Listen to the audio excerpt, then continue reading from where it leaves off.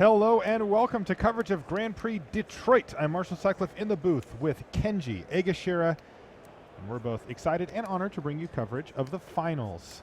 It is time for two great teams to battle it out. Only one champion will emerge. We have Matt Nass, Jacob Wilson, Sam Pardee on the left-hand side, playing against Ben Stark, Luis Scott Vargas, and Eric Froelich, the triple Hall of Famer team. Now, Eric, I know, he's technically not in the Hall yet. He's got to get inducted. He is a Hall of Famer elect, though, so we're calling it. And I guess it's not a shock, to see this team in the finals, Kenji. I'm not shocked, Marshall. The bee's knees of Magic players, right, as I like to say. These guys are unbelievable. Right now, we're actually on the middle match, though. That's Luis on the right-hand side. And he's taken a thumping here early from Jacob Wilson, who's wasted no time rumbling for a bunch of damage. And Luis hasn't really been able to find a suitable defense yet, though he just put a void. Cancel that order. How about a Whirler Rogue? Yeah, that seems better. He does actually have a Separatist Void Mage in his hand. He kept that on top of his library with his Sigiled Starfish, but it turned out that this turn the play was Whirler Rogue. Mm-hmm. Now, an even better stabilizer here. Oh yeah, but we saw Jacob's draft. Actually, we saw both of these players' drafts, and I think Jacob has a better going over the top deck. He's drawn very aggressively this game, but I think he's going to have the capability to go over what Luis has. Two hasty Thopters are going to get in there. Now, Luis can trade, and he's going to. He realizes that on the beatdown control spectrum this game, he's the control.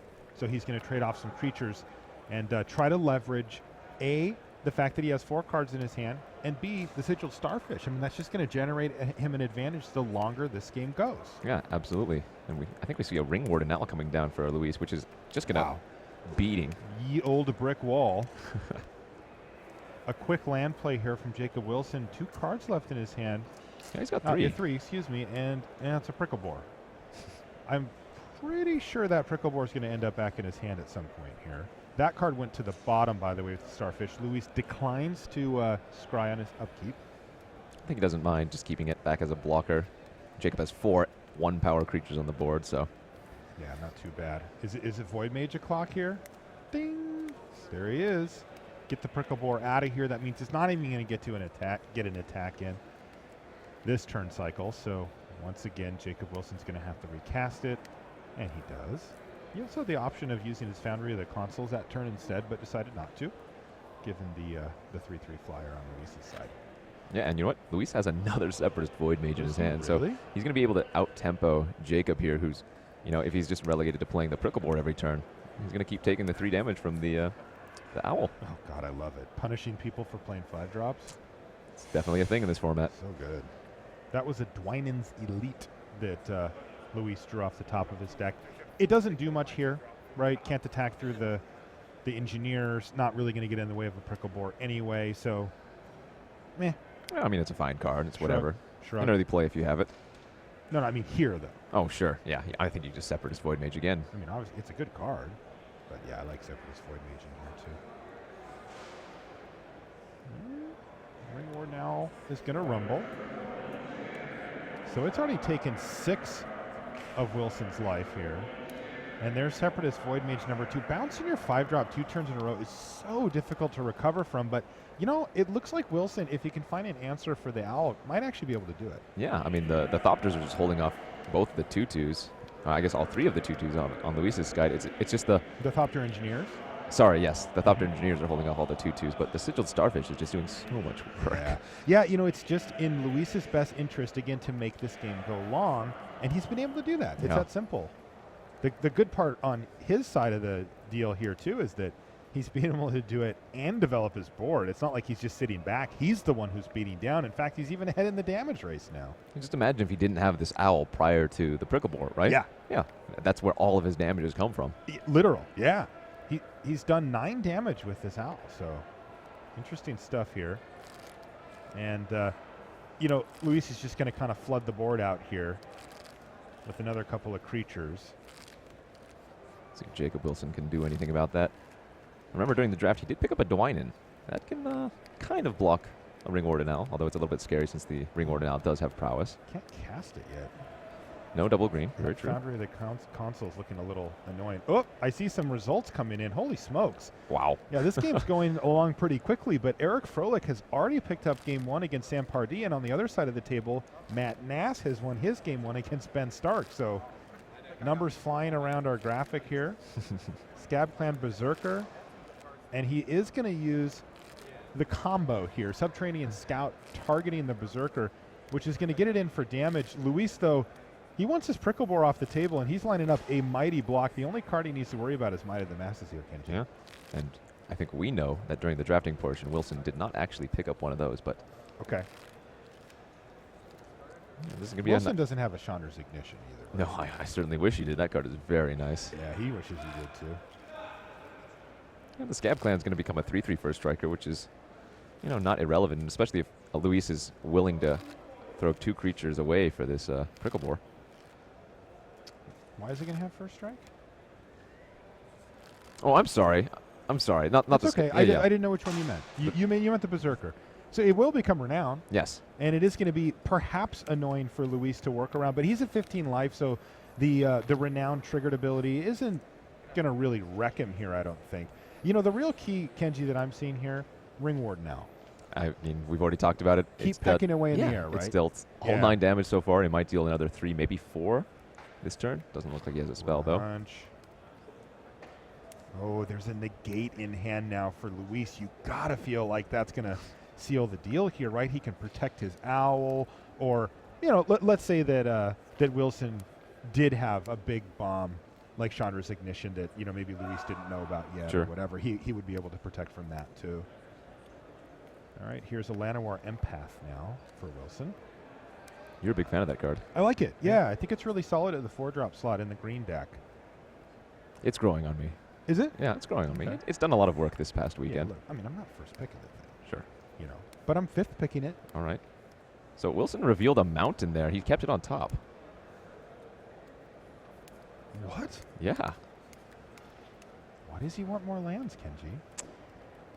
I don't remember him. Oh, he has that Mage Ring Responder, I believe. Okay. Yeah, that's definitely a thing. I mean, this is a thing that Luis Scott Vargas is going to note very strongly here as well. I wonder if there's a point where he sends in his Rock Maulers to clear the way. I suppose trading it off for, a Thopter Engineer and a Goblin token probably isn't really high on his list. There it is, Mage Ring Responder. Kind of just Wilson throws it down. Literally just throws it on the table. Haste from the Engineered Oh, Marshal. no! Yes. Wow. Oh, Artifact yes. creatures you control have haste. And we see a hasty Mage Ring Responder. We were talking about the owl. Is it going to be able to survive? Will he find removal for it? He just did. I think he's actually going to kill the Rock Mauler first. So that he can keep getting in Yeah. with the Mage Ring Responder. Because, 4, 5, 6, 7, 8, 9 power on the ground right now. I think you're right. I don't think he has a choice either. Plus, not to mention, he has Oh, Foundry he- of the Consoles he left did back. not. Oh, wow. Okay. Blocks. Oh, he's going to chump block. Interesting. He could have blocked with... The Mauler, a Void Mage, and like the Spider. Right. Huh. And he would have lost the Mauler and the Void Mage. Oh, but now we see why. Conclave Naturalist for Scott Vargas. But as we've alluded to a couple of times earlier in the game, the owl was the key there. Mm-hmm. And, the negate that Luis has in his hand was supposed to protect the owl. Yes. And it didn't. Because it was a creature that killed it. Well, here's another form of removal for an owl. It's a Lightning Javelin. And I wouldn't be shocked to see Luis use it. Oh, he's tapped out. Never mind. The negate. I wouldn't have been shocked to see him use the negate there had he had mana for it. Unfortunately, not an option for Luis, so he is going to have to just draw a card and start slogging through the ground game. Yeah. Wilson has clawed his way back quite nicely here. Although a nice one for Luis if he wants to do that. I think he drew a Somberwald Alpha in his hand. He's deciding to play right. the Disciple here first. So he's going to go a little wider Yeah. and then play it, and he's going to have some mana up. Here we go. Somberwald Alpha, and he's got some big ones here. The Rock Maulers. He's got the Death Touching Farika's Disciple. Looks like he's just going to attack with the Death Toucher here. And Death Touch plus Trample is just very, very good together. Yeah, this is going to have to be quite a few creatures blocking the Disciple here. to make sure that Nass actually gets it. Excuse me, that Wilson actually gets it dead. Yes. But his problems will not end there. If he's left over with a bunch of, say, 1/1s, getting those 1/3s out of there is great for Scott Vargas here. And, of course, Wilson knows it, so he's trying to line up his blocks so that he gets to keep as many of his high toughness creatures as he can. Yeah, it's crazy how insane the Somberwald Alpha here is on this board again. We mentioned it earlier when he played it, but trample versus all these 1/1 goblins is so good. I think that's going to push him over the top unless Wilson can find an answer. Wilson's been finding answers, right? It took him a while. He's at 5 life, so it took him a while to stabilize, but he did finally find some answers. It looks like we have a triple block on the Disciple. Yep, and Luis says, sure, that order. Make sure Somberwald Alpha triggers, and he should be able to take down all of these creatures here.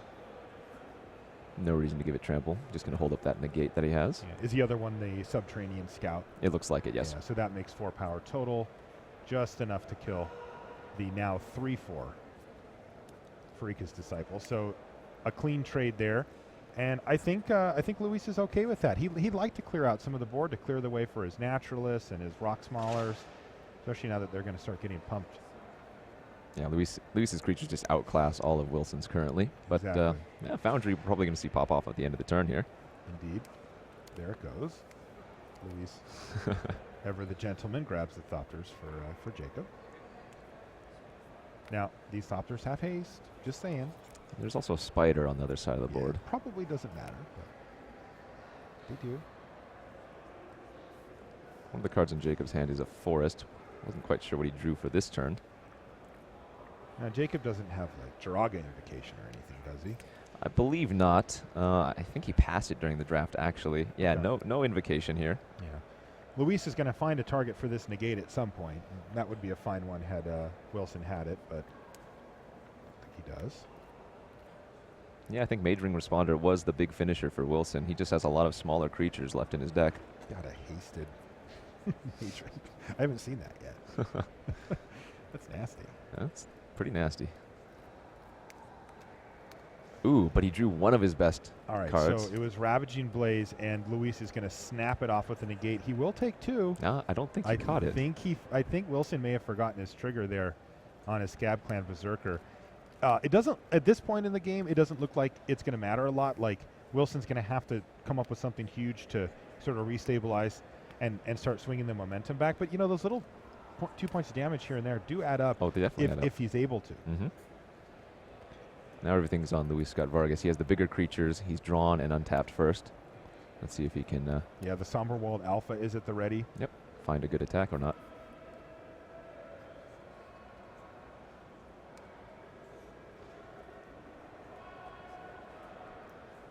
I don't know. I think I start attacking with the Conclave Naturalists. Yeah, if he does, then both of the Thopter Engineers can block it.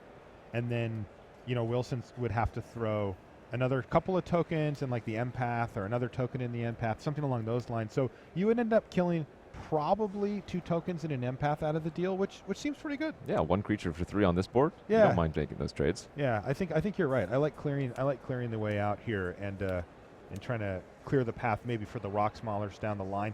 And at some point, the Separatist Void Mage starts to become a threat that isn't easily blocked here. Like, you could trade off the Scab Clan Berserker for it. Sure. Yeah, the Separatist Void Mage can already attack if it really wanted to. It can too now, yeah.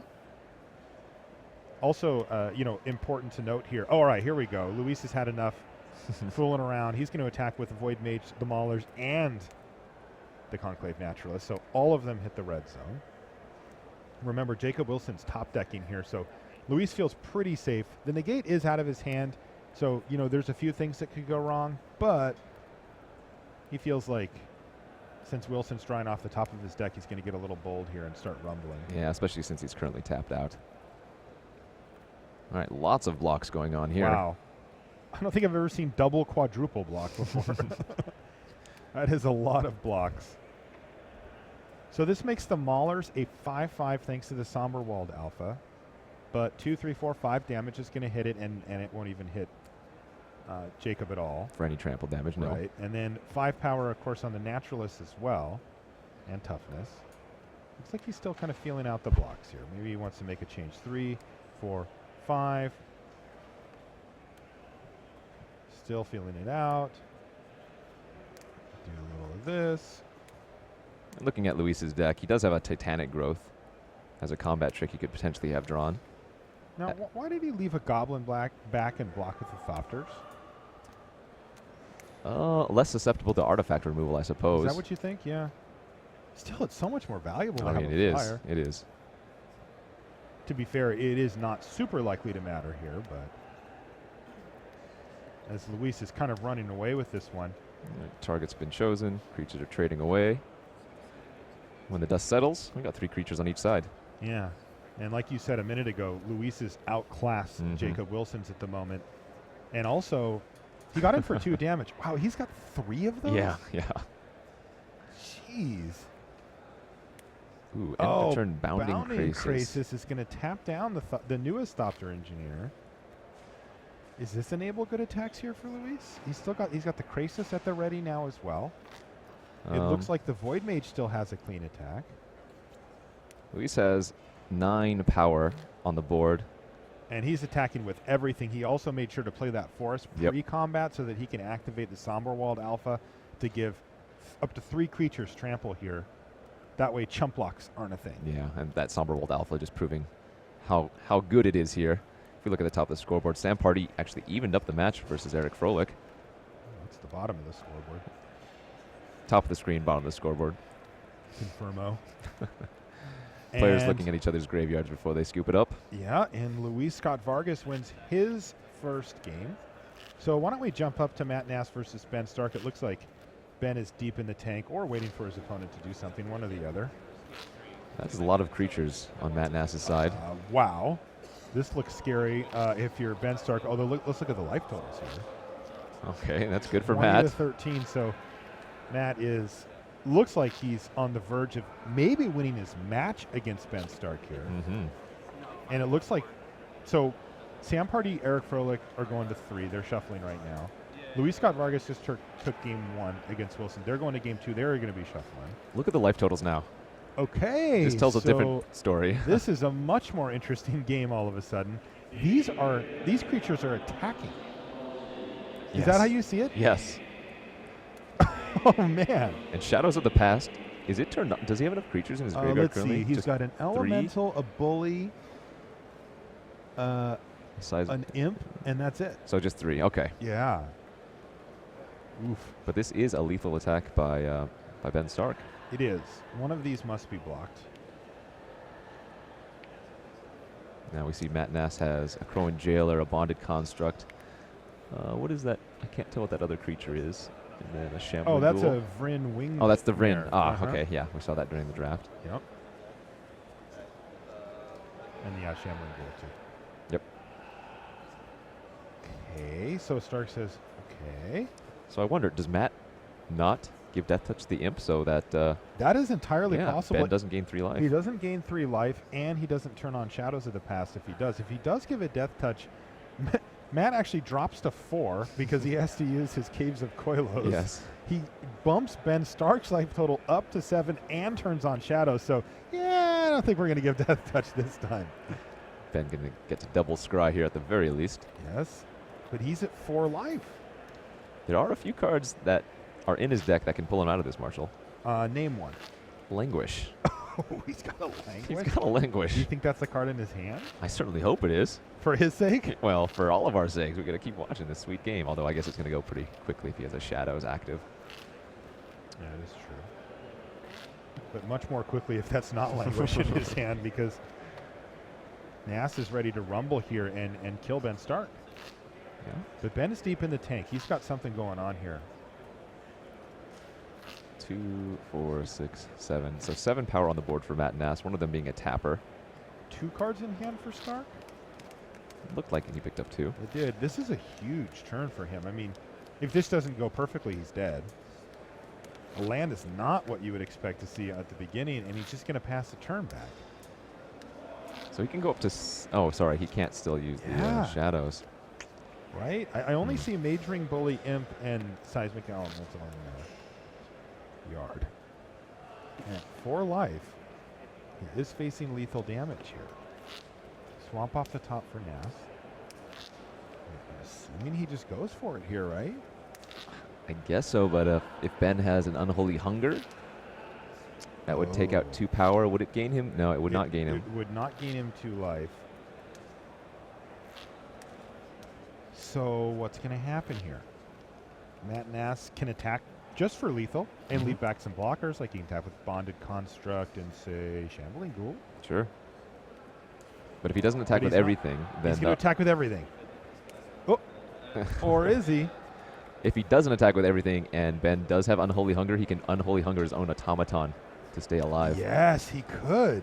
He attacks with everything, though. No, he has it. So Matt Nass, 1 to the good for that team, trying to become champs here. And looking down at the other end of the table, we have the beard fight. Sam Pardee versus Eric Froelich, and they are in game 3 right now. Uh-oh, Efro's shaking his head, and Sam Pardee looks like he's in business mode here. Oh. And now we see why Eric has missed multiple land drops. The good news for him, not under much pressure here. Out of 2 creatures, Sam Pardee has assembled a whopping 9 toughness and 0 power. Well, that's very good still, I think. But these, you look down at the graveyard of Froelich. How about 21 toughness and 0 power for Pardee? Eric's been discarding. Sure. Yeah, he is in horrible position mana-wise, and he has to win this game to keep the dream alive for his team. Yeah, if he loses this one, it's going to go to Matt Nass, Jacob Wilson, and Sam Pardee. GP's over if he loses this one.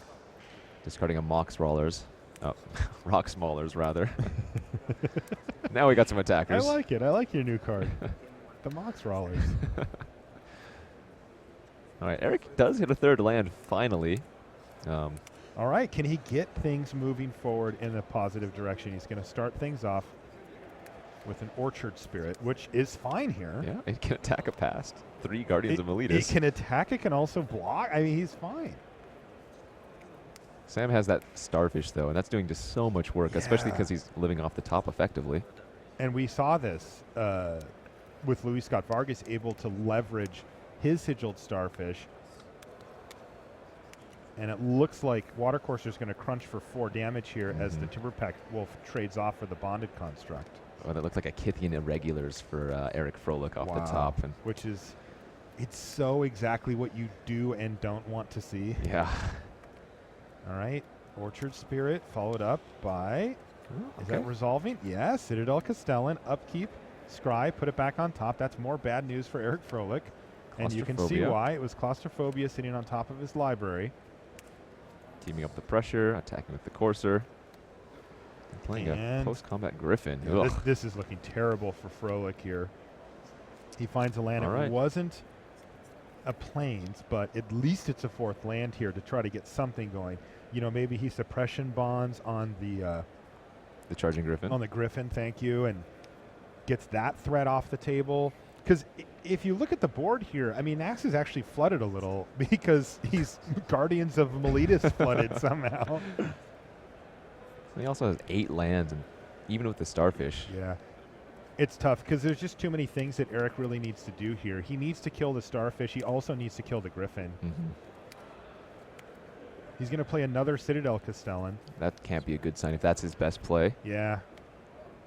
Agree. All right, Starfish scrying to the bottom. 3 mana, and it's another Claustrophobia off the top for Sam Pardee. That's going to allow another attack, and this one could be over very quickly here. He does have suppression bonds, and there's Hixus. Too late for that, though. Also, still no Plains. Yeah. So bonds right the Griffin. now, Eric's hand has Kithian's Irregulars and Hixus Prison Warden in it. I mean, his deck must be insane. Among 4 or 5 other good cards. Yeah. Force all right, on the he Spirit. has Force Mage to attack. Doing what he can here, but he knows he is almost done. Card to the bottom off the Scryfish. Sam Pardee finds Sigil of Valor, and with all those creatures down, that's a lethal attack. Do we have a champion? We do. Matt Nass, Jacob Wilson, and Sam Pardee are our champions here in Detroit. Congratulations to them. Yes. Congrats, of course, to Scott Vargas and Froelich on a fantastic run as well. They had a tough road to get here. They made it all the way to the finals, but they couldn't quite get there. Matt Nass, Jacob Wilson, Sam Pardee win the GP.